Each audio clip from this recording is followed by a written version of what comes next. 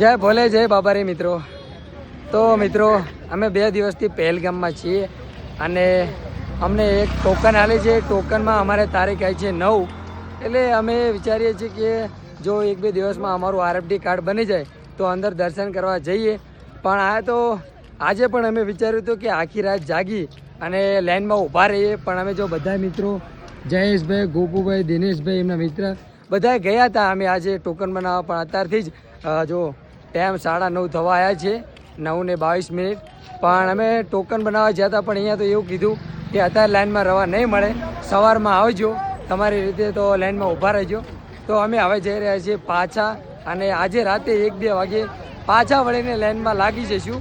તો જો અત્યારે તો જઈ રહ્યા છીએ રૂમ ઉપર પાછા બધા મિત્રો.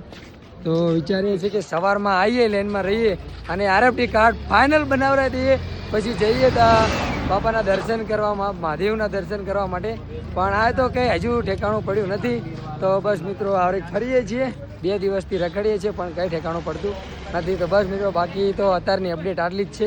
બસ તો ચલો બાકી બધાને હર હર મહાદેવ, જય શ્રી રામ.